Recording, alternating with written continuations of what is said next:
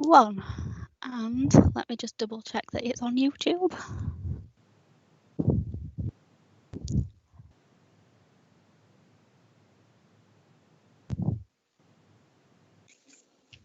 Okay, we're live. Right, thank you, Ellen. Good afternoon, everybody. And obviously, this is the first meeting of 2021. I'd like to wish everybody who's in attendance or even on the live streaming a happy new year from the chair of the Health and Safety Committee.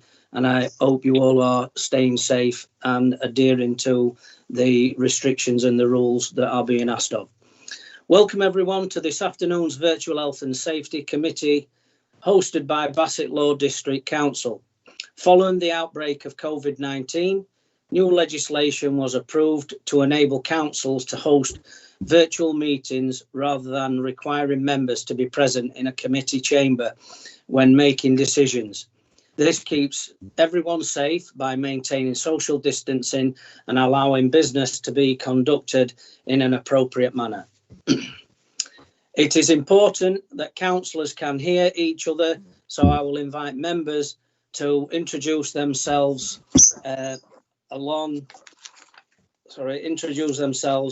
in so doing test their broadband connection. Councillor David Challoner, I am the chair. Hope you can all hear me. Councillor Dean Brett. Hi. Thank you. Councillor Cliff Entwistle. Present, David. Thank you. Councillor David Presley. Thanks, Chair. Thank you. Councillor Joan Sanger. Present, Chair. Thank you. Councillor Clayton Tyndall. Here, Chair. Thank you. Councillor Bill Tomlinson. Is in hospital, Chair, I Right. think, Bill. So His apologies. Yeah, his apologies will be recorded. We are joined by a number of employee representatives. Dave Fretwell, who is the Vice Chair. Present, Chair. Mel Bassett. Present, Chair. Thank you.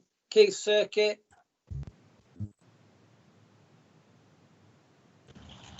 Can you unmute, please, Keith?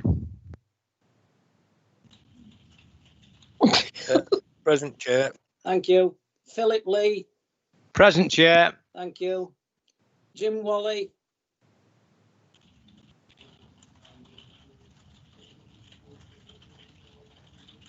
Trudy Walstow. Present, Chair. Thank you. Adele Watson. Present, Chair. Thank you. We also have a number of officers in attendance. Jim Moran. Present, Chair. Thank you. Sue Bowler.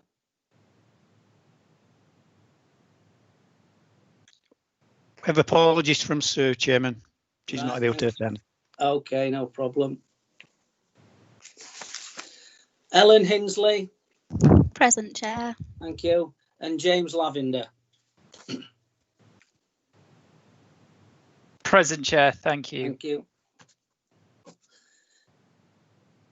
If a number of members lose connection and the meeting becomes inquorate or the live streaming for public view fails, I shall adjourn the meeting for 5 minutes to allow connection to be re-established.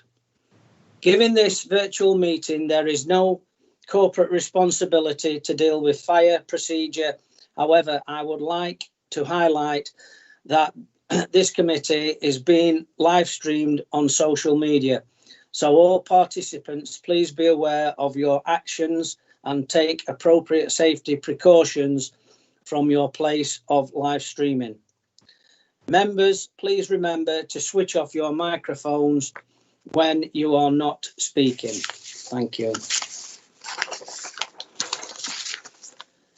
Agenda item number 1 is apologies. Have we got any apologies?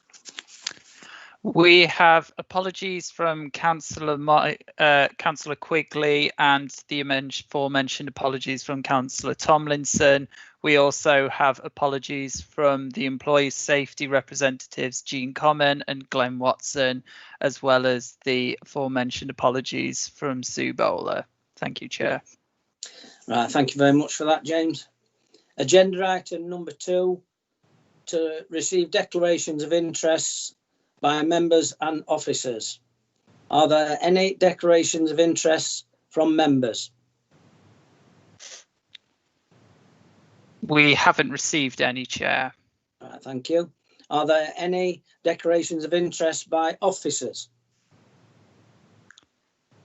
Again, we haven't received any, Chair. Right, thank you, James. If during the meeting a member realises that they have an interest, please disclose this as soon as possible if you can.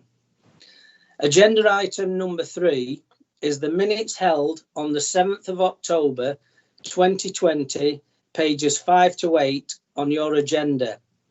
Do all members agree that they represent an accurate record of that meeting?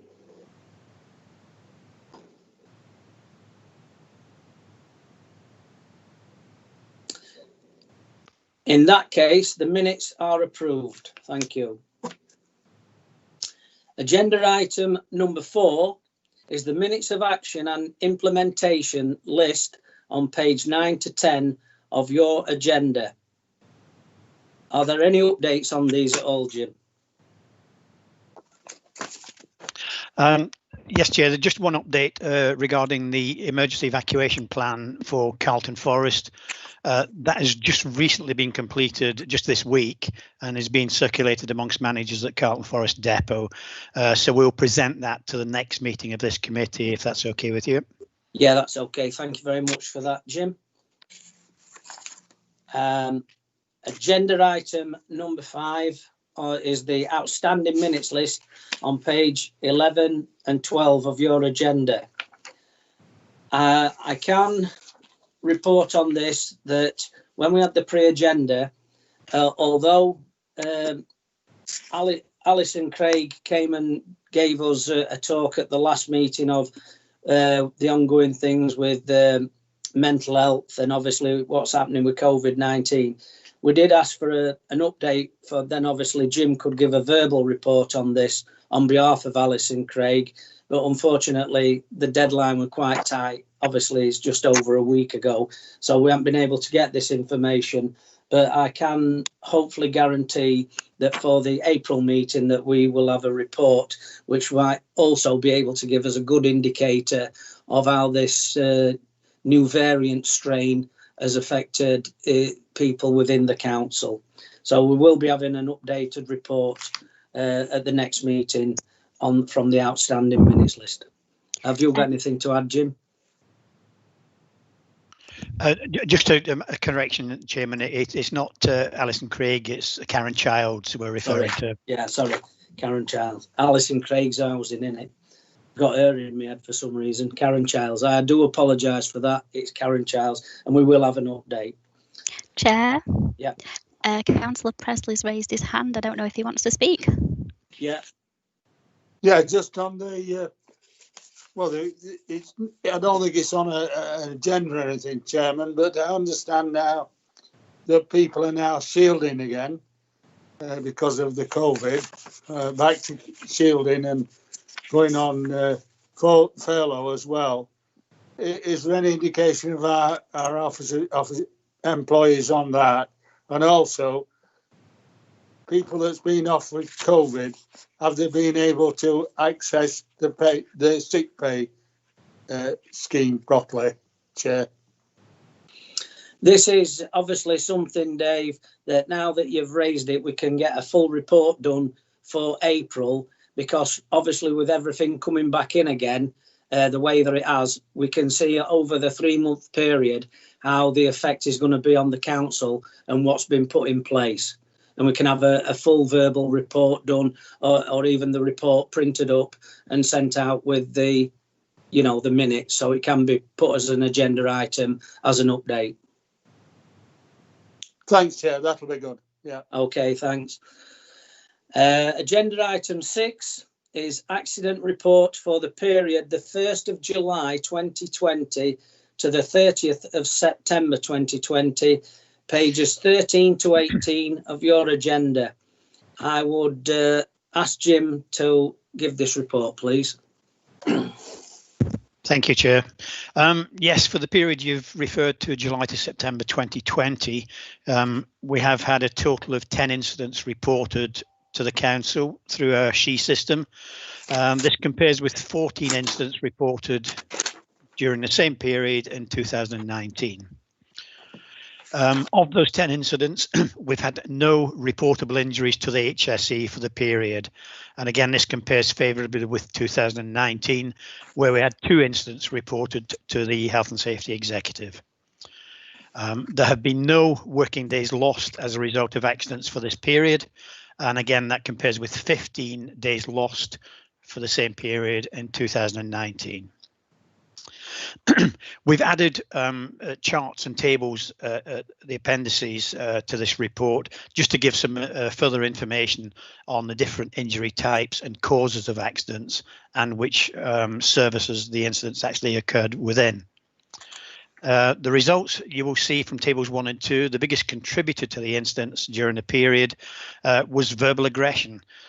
We've had 4 of the 10 incidents reported were instances of verbal aggression from members of the public towards employees. This is either face-to-face verbal aggression or on the telephone. Last year, just to give a comparison, for the same period, we had 2 incidents of antisocial behaviour reported to this committee.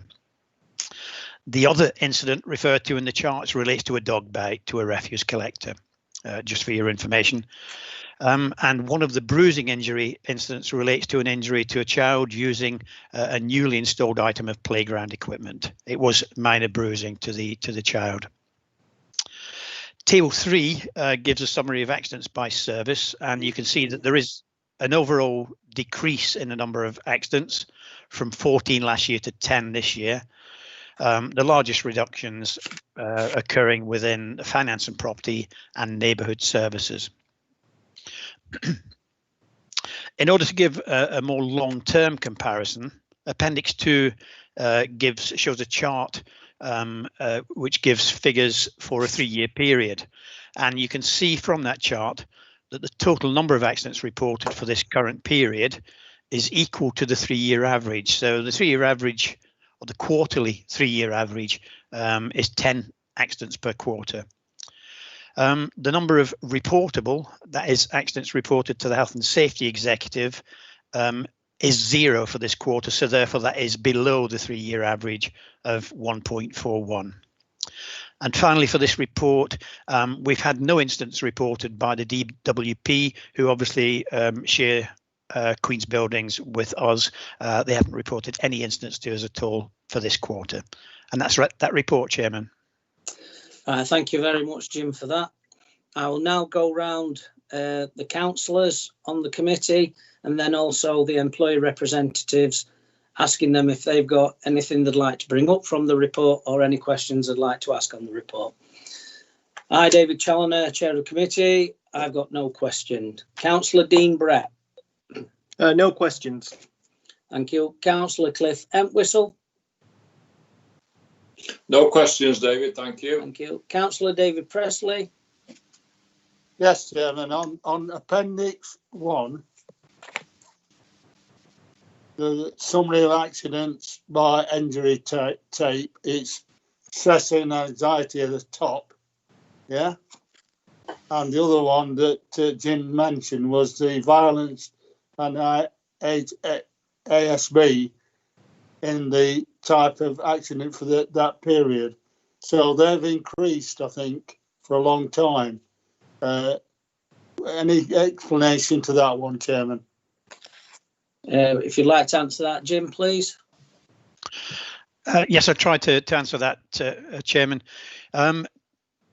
We don't get every incident that relates to violence reported to us. So hence, for some time now, we suspect that we've had an underreporting within the council of particularly verbal aggression towards members of the towards staff. I think this is mainly because staff don't see it as a very significant incident because it's what they have to deal with. They deal with verbal abuse or threatening telephone calls on a fairly regular basis, and it becomes sort of second nature to them. So we're trying to change that. We're trying to change to make sure that staff report this whenever it happens, because verbal aggression can be, not always is, but can be an indicator of physical aggression that might manifest itself later on down the line. So we would encourage all staff to report the incident, no matter how trivial they may think it is. Now, Councillor Presley's referred to, and I'll just flick back to my document, to the to table 1, which gives an indicator of the type of injuries. Now, you see that there's been 4 injuries related to stress and anxiety. They are the outcomes of the incidents reported on table 2, which are violence and ASB. We're talking about the same 4 incidents, one being the cause, the type of incident, violence and ASB, and table 1 being the outcome of that. What is the injury? Now, as there was no physical injuries on these 4 occasions, it was basically stress and anxiety that of different levels that the employees experienced. I'm not sure if that answers your question, Chairman or Councillor Presley, but I can elaborate a bit more if need be. Yeah, I think that's a good answer, Chairman. And it explains everything on that. It's the violence one. Is verbal, but it can get physical. Then I've had it at work myself when I was at CAB. You know, sat in, and all of a sudden it gets verbal, aggressive. Yeah, it gets aggressive after that, and you're in a situation in an office on your own where you're interviewing people that gets the aggressive behaviour in. Chairman, thank you. Yeah, thanks for that reply, Jim, and thanks for the question, Dave. I'd just like to add something as well. Obviously, we are in these really torrid times at this moment in time where there's mixed messages, mixed information. People don't know if they're doing right for doing wrong. But we've kept up as many of the council services, and I think sometimes people do vet the frustration out on some of our employees. And I think people are there's a lot of people very, very impatient at this moment in time through the COVID-19 situation. And obviously what we're doing, when we spoke about it at pre-agenda for all the people on the committee and the people watching, we are encouraging all our employees to report, because the only way we can get or try and sort this out is if we've got the statistics and the actual evidence, then that's when we can try and put things in place to protect our employees. So thank you very much for that question, David. Councillor Joan Sanger. No questions, Chairman. Thank you. Thank you. Councillor Clayton Tyndall. No questions. Just like to lay my thanks to all the officers and the workers involved. Like you've just said, Dave, it's very challenging for the public and officers alike. There's many people during this pandemic that's changed circumstances, to polite way to put it, and we've got to kind of accept that we're going to have some challenging experiences, but also we've got to be able to deal with them as well. Yeah, thanks for that, Clayton. Over to the employee representatives. Dave Fetwell. Yeah, I'd like to thank everybody. I mentioned it again at last 3 meetings, how the accident rate's come down. Well, once again, it's a good figures going once again. I know we haven't got many people on the ground, but it's encouraging. So thank you, everybody. Well done, Jim. Thanks for that. Mel Bassett. No questions, Chair. Thank you. Keith Circuit. No questions, Chair, but I'd just like to say that in relation to the violence and ASB, our members shouldn't be expected to put up with it. It's totally unacceptable. And despite the fact I quite agree there's a lot of impatience out there, it's not acceptable. But for us to do anything about it, it does need reporting. So I would agree with what Jim says. If there are any incidents, let's have them reported and then we can act on them. Yeah, thanks for that, Keith. Thank you. Philip Lee. No, nothing, Chairman. Right, thanks for that, Phil. Trudy Walstow.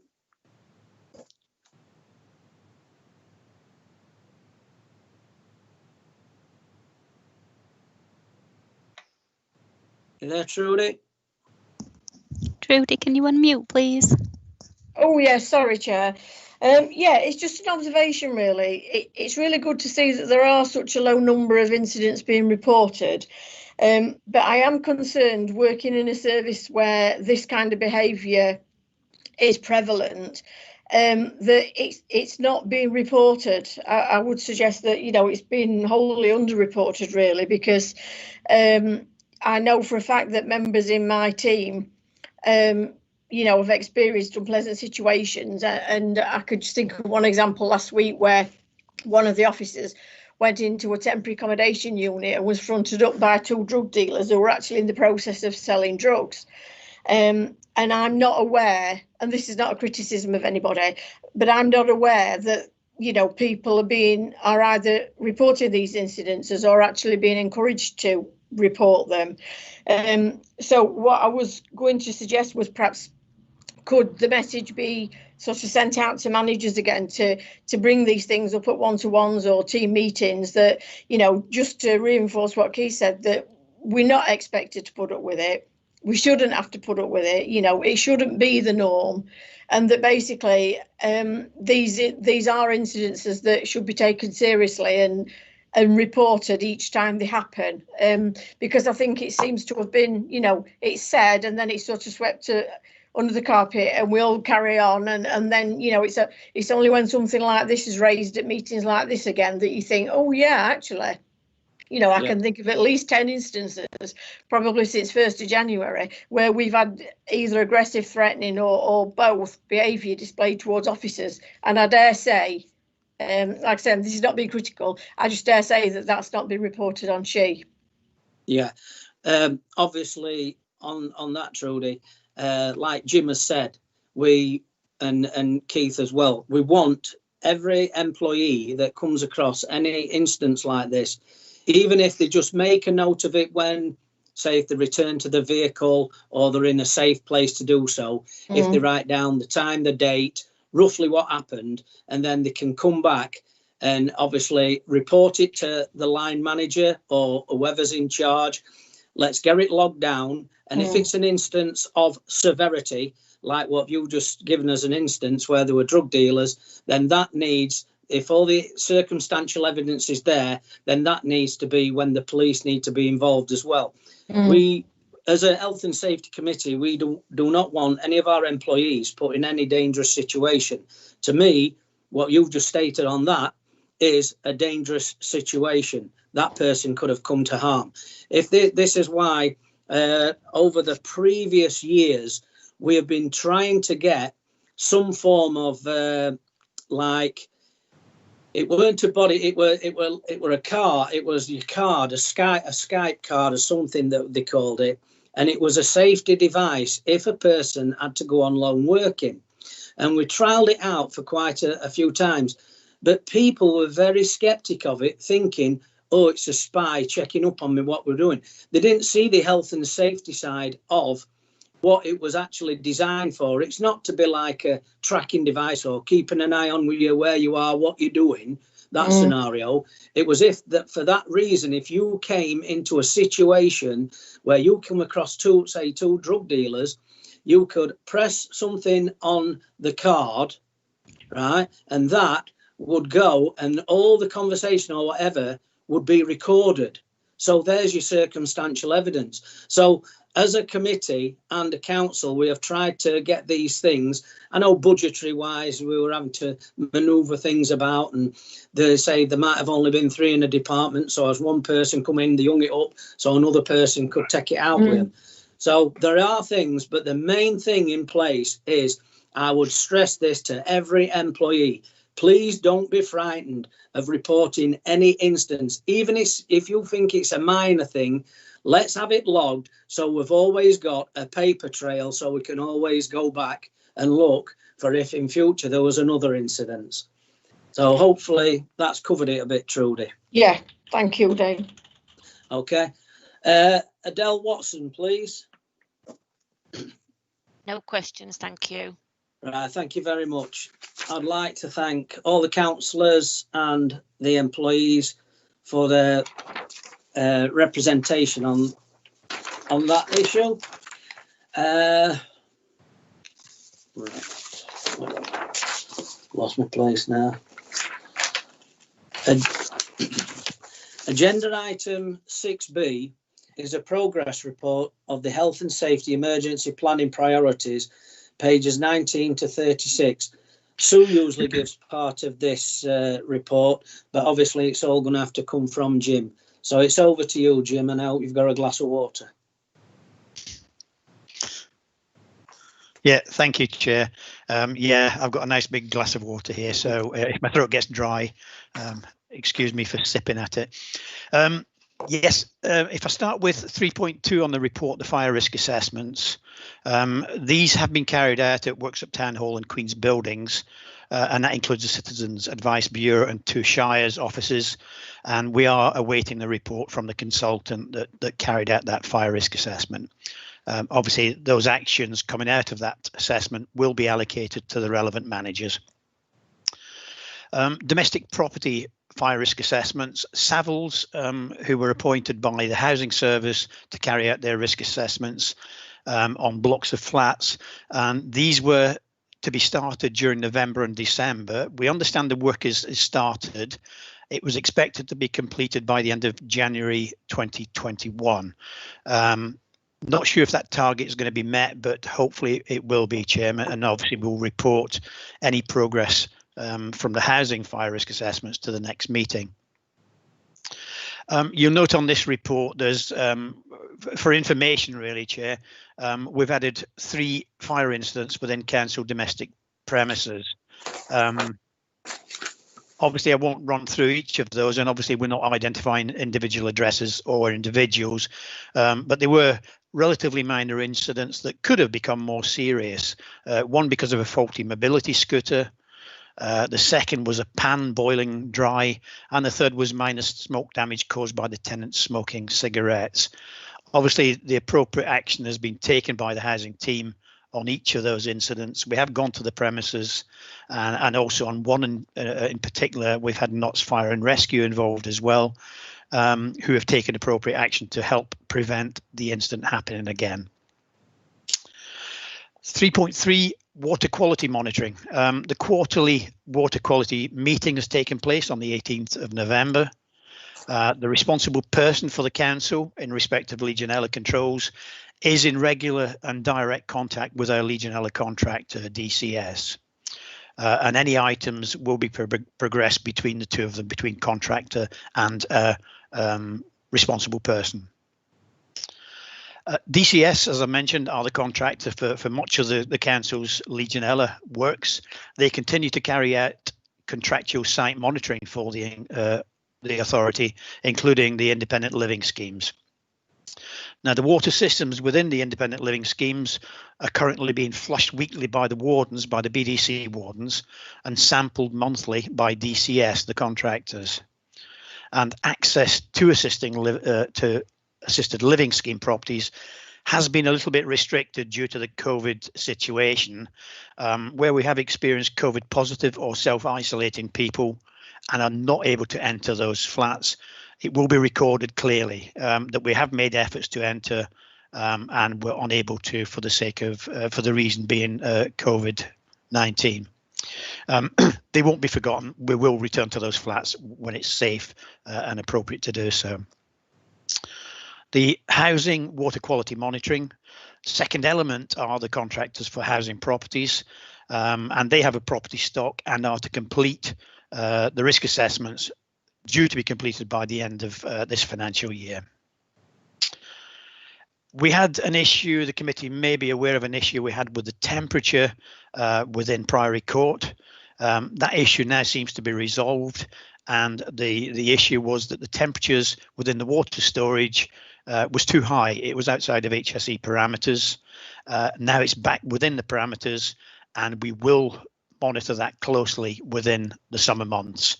We suspect it was down to seasonal fluctuations in temperature. 3.5 health and safety training.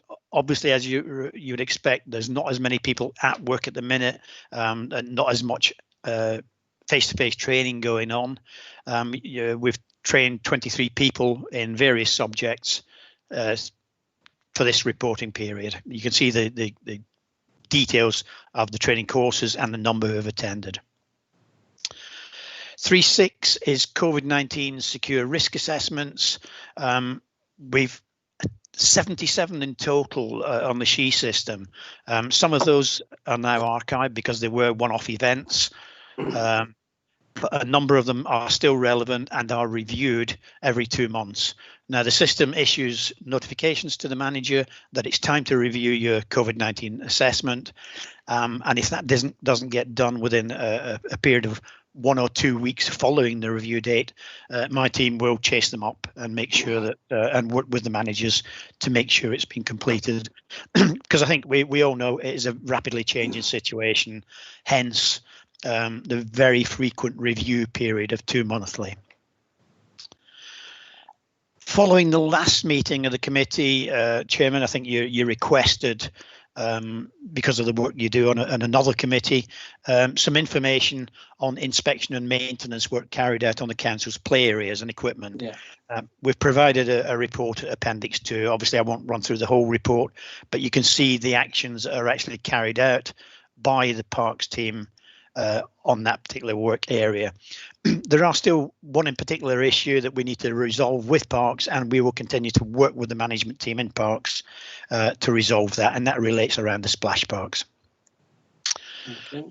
3.8 is the COVID secure site inspections. We have started, this is the health and safety team, started to carry out site inspections just to make sure that the COVID secure risk assessments I referred to earlier are actually being applied at the workplaces. It's no use bringing procedures in if we don't check that they're actually being applied. Following the site inspections, we've made a number of recommendations, including improvement to signage, citing screens between individual employees, additional information notices, improved hand sanitization, and so on and so on. 26 of the 27 actions have been completed for Queen's Buildings, and work is in progress to complete the remaining outstanding 9 actions at Carlton Forest Depot. So a fair amount of those have been done, and we will obviously monitor the actions that are still outstanding. Moving on to emergency planning. Obviously, as I've said earlier, the council's response to pandemic is constantly under review. But during this time, we do expect the usual health and safety arrangements to be in place. If people need, people who are carrying on working as usual within the workplace should still have access to the same procedures, the same arrangements. There is no reason to not provide that protection. One piece of additional information is around the LRF personal protective equipment subgroup. I'm pleased to report that the subgroup has now started to deliver free personal protective equipment to the council, or not just this council, but all councils within Nottinghamshire. And this includes quantities of hand sanitizer, gloves, masks, and surface wipes. These are provided free of charge through the Local Resilience Forum, who have obviously recognised the increased expenditure that councils are having to face during these COVID times. And finally, Chairman, is number 5, the corporate risk group update. We had a further meeting of the corporate risk group yesterday, which I attended, and the risk remains the same as previously. The risk of failing to properly risk assess council practices and take appropriate action. I think, as we've reported to this committee fairly regularly, that's not an option. We do monitor it and we do take appropriate action in respect of risk assessments. So the risk level remains the same, C3, it's an amber risk. And that's that report, Chair, and I'll try and answer any questions. Right, thank you for that, Jim. Just before I go on around the councillors and employee representatives, I just need to go back to agenda item 6A, because I forgot to do the recommendation as set out on page 15.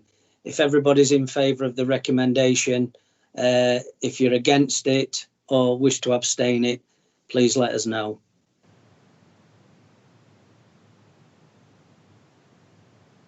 I take that as carried for agenda item 6A. The agenda item 6B, which Jim has just delivered the report.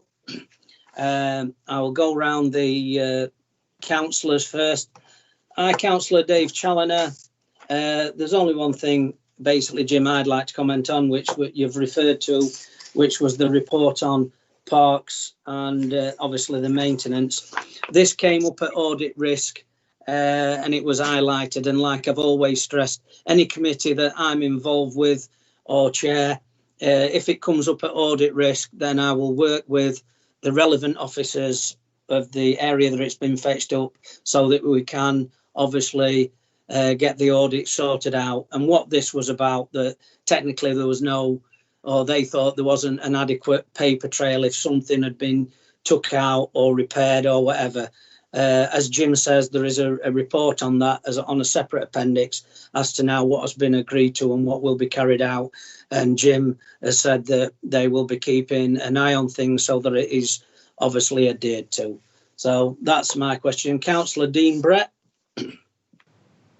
No questions, thanks. Thank you. Councillor Cliff Entwistle. No questions, Chair. Thank you. Councillor Dave Presley. Sorry, Chairman, just one or two. First thing is vaccinations for COVID. Are we doing anything for our sheltered schemes residents who may not be able to get to the doctors to have it done? Is there any we can help them to do that?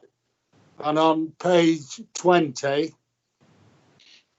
on the smoke and fare damage to the one about the mobility scooter, it said we re-out the tenant. Well, I mean, that doesn't stop that happening again. So re-housing the tenant doesn't stop the scooter being wrong. And the other one was, Chairman, on the shielding one, which I mentioned before. That's going to stop people, a lot of people doing that. So we need to make sure that the shielding ones in our residents' sheltered schemes are looked after as well, Chairman. If we can have some clarification on that, thank you. If you'd like to assist with the answers, please, Jim. Yeah, thank you, Chair. The first one, Councillor Presley, on the vaccinations. Obviously, we have a supporting role on delivery of the vaccinations for the NHS. That will be rolled out, and even people who are not able to leave the properties will at some point be picked up by that programme. It is a massive programme, as I'm sure you realise, but there will be the target at the minute is particularly the vulnerable people. So I think every effort will be made to pick up those people, particularly even the ones that you've mentioned, Councillor Presley, the housebound people who can't get to the doctor's surgery. It's not something that BDC will be able to lead on, but it is something that, if asked, we will support the NHS on. The next one was the scooter issue. Obviously, the housing officers have had discussions with the individual in that type of property that they were living in. We're not able to prevent or monitor whether they bring scooters into their properties. Had this been a sheltered scheme, obviously we would prevent that happening because we have more control over that environment. So the person, the offender, if we want to call them the offender, the person whose scooter went on fire, has been spoken to by a member of the housing team and advised on appropriate action on how to charge the scooters. I believe there was a fault with the scooters, so that fault hopefully will no longer be there. And the final point was residents. And I just missed the last bit of that one, Councillor Presley. If you could just sort of just shielding in our shelter schemes, Jim. I was still, looking after the people in that, because, like I said about the vaccinations, we will know who they are, won't we? And therefore we'll be able to tell the NHS that may need a visit to have vaccination instead of going to the doctors as well?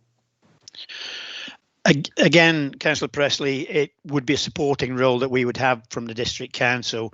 You are correct that in some of the premises, such as the independent living schemes, wardens will know or have some indication that the people are shielding.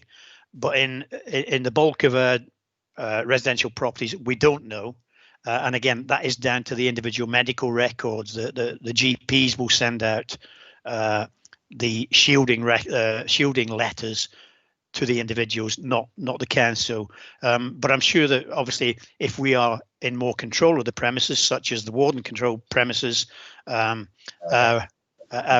team will assist where they can. But we are quite limited as to what we can do.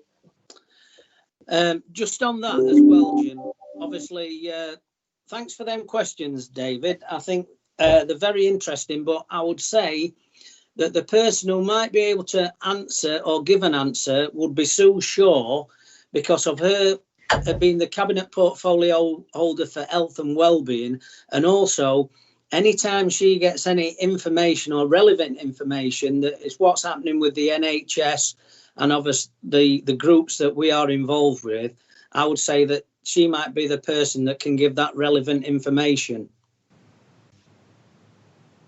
On the shelter schemes, Chairman, people who are shielding will have a letter and we will know who they are.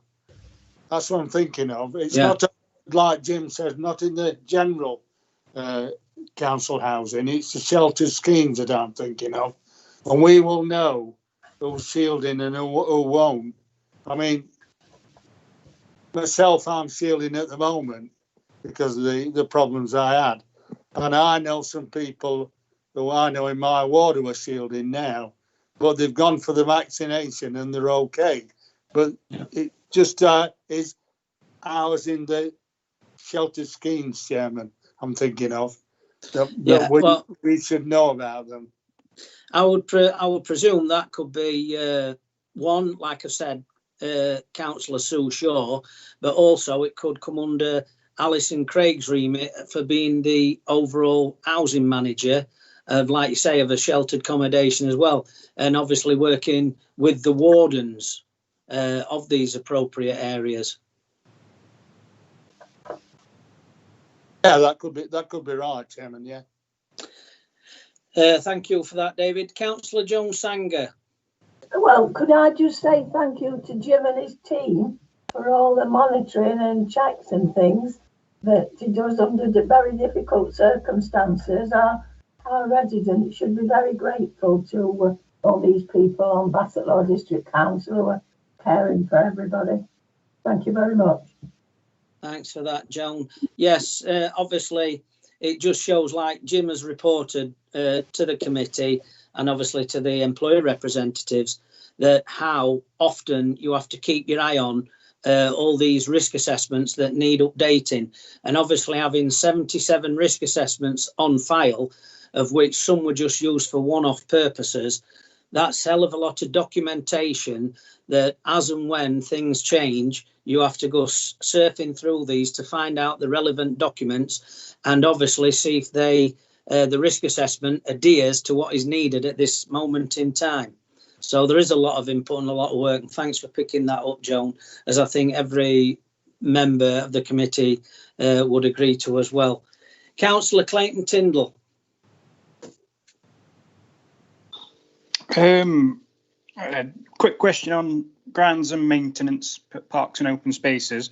I have brought this up with a fellow councillor probably a couple of months back now. Is a bit of green algae moss build-up, and what kind of levels does that build up to until we have to sort it out? And whereabouts, obviously, is the area that you've spoken about, Councillor Tyndall? Sorry, Dave. Down at the Cange, round the boat, the swing, the play areas, and noticeably around the football pitch, but I have seen the football pitch been cleaned up. But there is now and again there's a bit of a build up of a green algae moss on and around the play. Right. If you'd like to try and answer that question, Jim. I can try, Chairman. Yes, Councillor Tyndall, if you could let me know who you've had discussions with and whether you got an adequate response from that individual manager. I'm assuming that they will still be working on the issues and not simply ignore your request for information. At this time of year, it's not likely to be the harmful, I would have thought, the harmful blue-green algae. But still, if it's moss and algae build up, then it can, even if it's not a health hazard, it can be a slip hazard if it's on the footpaths and the walking areas. If you don't get any response from the manager you've contacted, please by all means contact me or any one of our team, and we can pursue it for you. In fact, I can pursue it if you would like from this meeting and have a word with the relevant manager. I think that would be an idea. Yeah, I did get a response back when I raised the issue, and I do understand weather takes a lot of it to the build up. So obviously the colder weather's making that build up. It was just a thing that obviously I've noticed it in the write up today. It's the only place that I can, when the restrictions on is the only place that I can take my children to have a bit of outdoor exercise. We can't travel up to Bernard Castle because it's not wise. So it was just a thing that to keep an eye on, really, because it's obviously one of the places that many of the public are using at the minute. Yeah, and also you're not having your eyes tested. Yeah. The thing is, like Jim said, algae and mosses and things like that are like seasonal. You find that there's mosses and greeny algae come during like your late autumn into your winter months. But if they are on a footpath and things like that, they are a slip trip hazard or whatever. And if you do find people reporting it, then through the system, report it as done, which is there's no problem. And even if you wanted to just CC Jim in so that then he is aware of it, because for if anybody was to have an accident. But then the other side of things is during obviously the spring months, which we don't know if because we haven't had any of the splash pools or whatever, but there is a program set out from the start where leading up to the months when they are going to be open, that there is a code to go through.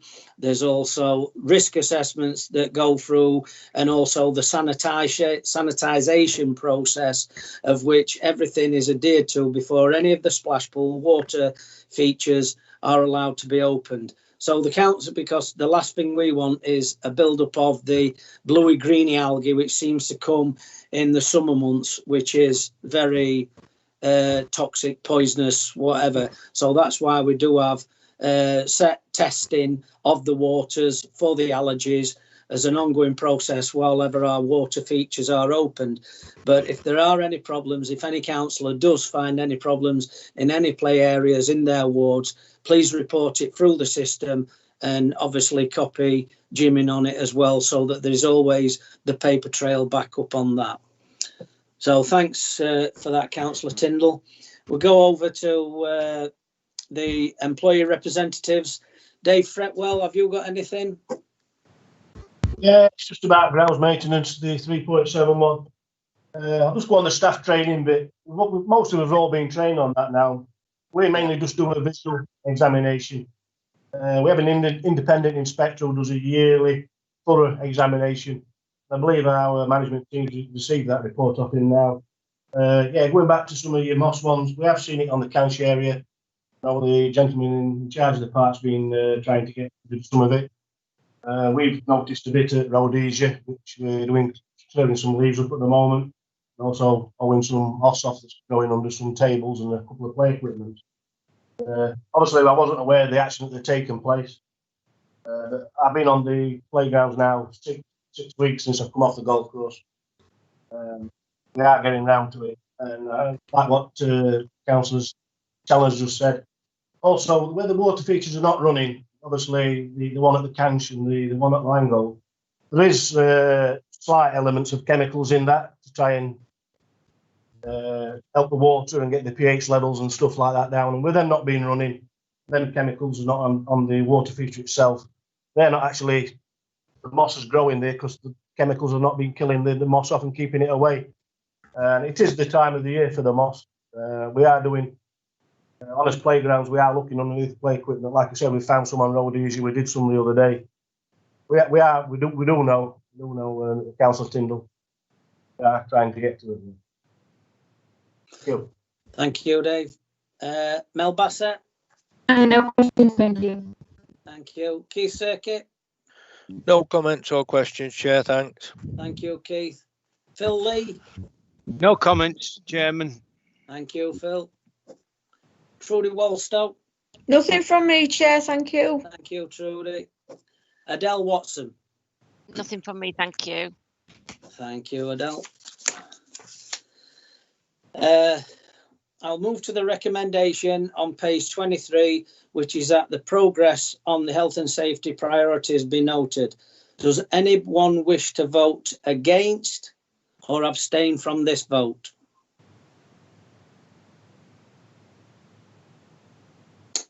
Thank you. I will put that recommendation as carried. Thank you. Agenda item number 7 is any other business which the chair considers to be urgent. Just before the meeting, David Fretwell, the vice chairman, wishes to raise some concerns. So over to you, Dave, please. Thank you, Chair. Got a lot of right staff at the moment, raising concerns to me about guidance, the lack of confidence in his management team. I've had one gentleman basically say to me, they're not bothered about his health, they just want his ear on the front line. I've had an incident now, another incident. I've had about 5 scenarios since I've come back off the golf course in the last 6 weeks. I've had a phone call from an angry, frustrated bin wagon driver, and I tried to put forward in my cab. So you need to go back and speak to your management about it. You shouldn't bring that many people in your vehicle. Most recently, up to the last recent scenario, a gentleman at work, wife's in the business of care homes and things like that, and she weren't feeling well. It's cut up short. She's had a test with her husband and her daughter on Sunday. His wife and husband, they come back positive. The daughter was negative at the time. Founders management up this on that Monday morning. They've gone back 48 hours, and the gentleman he was working with, probably been working with for the last fortnight, he's unaware of this situation that this gentleman's got COVID. Instead of him being isolated or taken away, he travels down in a works van to the gardens at the Canch with another member of staff. Another member of staff drives a tractor down to the gardens. He then gets in that van with that other gentleman. He's gone out on the round for 2.5 hours. I think it was 9:30 or 9:15 when he gets a phone call from our management to say, come back to 100 Acre. You need to isolate. We're going to send you out in the van and work on your own. This is frustration with them. I can understand why the men having a go at me. And they've all got the iPhones. They've all got the Android phones. They're all looking on the phones. We should be doing this. We should be doing that. There's a lack of guidance from our management team. They're not telling us. They're not figuring it out. All the information's not coming out. When we do ask for information, all it is a government guideline. There's no information coming from the council at all. Odd little bits. So the staff have asked me, and I've raised it again today. Like I said, this is the second outbreak of COVID in our staff. As I speak today, at dinner time, when another member of staff go home, his wife's not feeling well, and they've ordered a COVID kit. So, the problem we've got at the moment is there's a lack of guidance, a lack of management from our management team to our staff, and they're feeling very frustrated at the moment. And I understand everybody is frustrated, but they've asked me to forward this. And I said I would do on their behalf. Right. Yeah, thanks for bringing that up. Jim, is there anything that we can respond with, or if there's any actions that you feel by doing risk assessment, or at least giving the management structure something to work from, in the sense that there are things in place, and if it could be reiterated back down to line managers that this support is needed to the actual employees and the staff who are actually out on the front line, who are going above and beyond their obviously duties. But I've got major concerns, and once again, this is the mixed messaging that is coming from this government, where us as a council are adhering to legislation, guidelines, restrictions, whatever, but then we're putting this out to our employees, and then looking on the mobile phones, and it's something that's totally different because it might have changed within the last 24 hours. Is there anything that technically we can do, Jim? Yeah, thank you, Chair. Yes, I'm sure there is ways of improving. There's always ways of improving what we're doing. There is a fair bit of guidance that the council has produced on working through the COVID pandemic. Now, unfortunately, every permutation of how we work and our interactions with employees can't be included in that guidance document, because it would be a massive document to include every possible permutation of who's working with who, and who has caught, who has been tested positive, and so on. And apologies if I'm not really right on the money here for David's answer, because I did miss it. It's not a great line from his side, and I couldn't really hear an awful lot of what he said.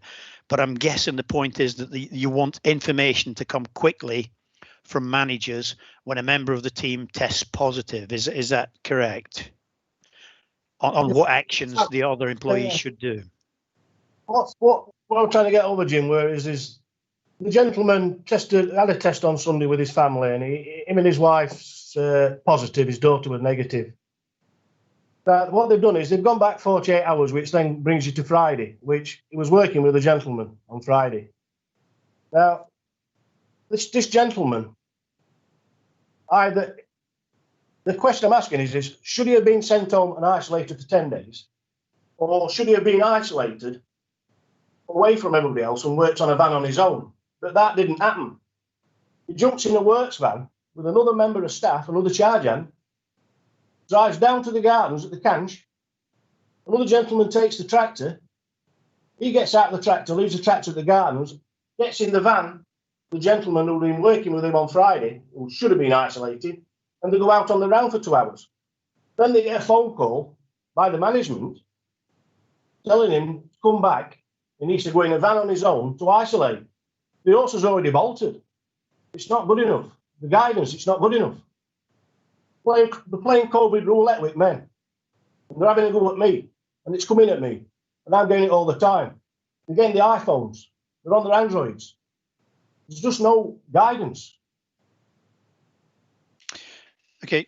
Yeah, thank you, David. Yeah, I think you've explained that a bit better, or at least I heard more of it that time. And what I can say is I will speak to the relevant managers within your service, within Parks, and also within HR, because I'm sure they've had some involvement in this. Yeah, I wouldn't like to comment on the individual case because I don't know all of the circumstances, but it appears if an assessment of the situation had been carried out by the managers, in other words, how much contact had this individual employee had with the employee who tested positive, how close a contact had they had, were they working outdoors or were they working indoors, were they taking precautions? All of these questions would form part of their assessment on the actions that they took on, I think you said Monday. I will investigate further the case and I'll come back to you if you don't mind, if that's okay with you, Chairman. I'll come back with some answers. Yes, thank you, Jim. I say the men are getting frustrated. Like I said, they're on the cold face and they just don't feel like they're being looked after properly. But virtually saying that most of his management team sat at home in a nice comfy room with a cup of coffee and a laptop, and they're up front line and they're taking brunt on it. And like I said before, if we as a council can't get it right, how do you expect the Joe Blob public to get it right? Yeah, it's called leading by example, Dave. Yes, thank you, Chair. Obviously, Jim has stated that he's going to obviously look into it, and he's going to get back to you, Dave, and hopefully this message with these people's concerns, with the employees' concerns, can be reiterated. What I'd also ask, Jim, if obviously the findings or things like that, if you could liaise with the unions and let them have a copy so they can get it out to their members as well, that what's the council, what things with recommendations and things and guidelines we are putting in place. So then everybody knows. So it's not just people like Dave Fretwell who's getting it in neck. Everybody can be made fully aware. That's all, obviously, hopefully all employees and all union members. Yeah, I'll certainly circulate that, Chairman. Right, thanks for that. Right. Thanks, Chair. Thanks, Jim. Chairman. Sorry, I didn't hear everything that went across from Dave, so it might be helpful that members know as well, Chairman. Okay. Yeah. And the members of the committee will be found. If anybody comes to us, then we as members know what's happening. Yeah, it'll be sent out, Dave, as obviously as an email when it's sorted to all committee members as well, so that everybody's. Yeah. Sorry, Councillor Tyndall's raised his hands as well. Okay, Councillor Tyndall.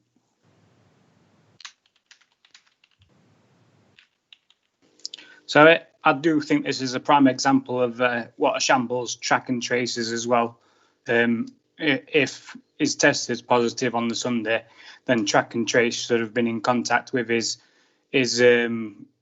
contacts and told them to self-isolate. So it does show you what a shambles the government's handling of track and trace is.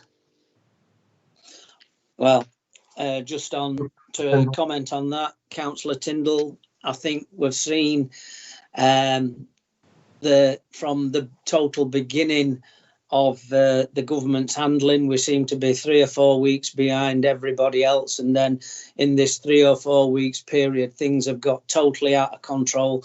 It has the virus is being devastating throughout the country, obviously in certain areas at this moment in time, and if people don't adhere to the restrictions that's being asked of them, and one of the things is obviously the track and trace.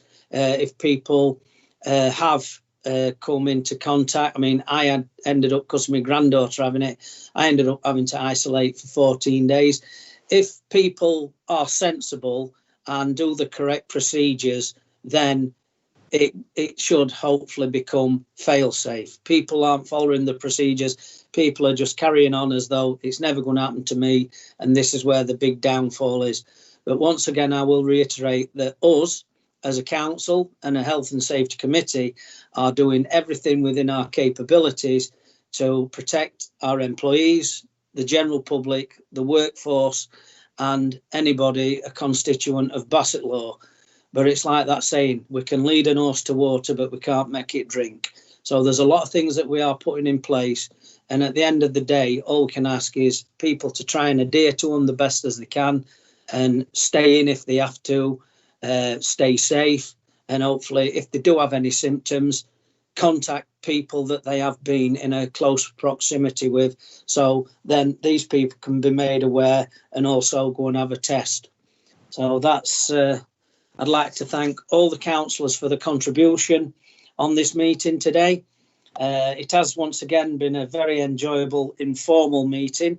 I'd like to thank all the employee representatives for their participation, and hopefully we've come to some good reasoning and can get things sorted out with the things that's been raised there.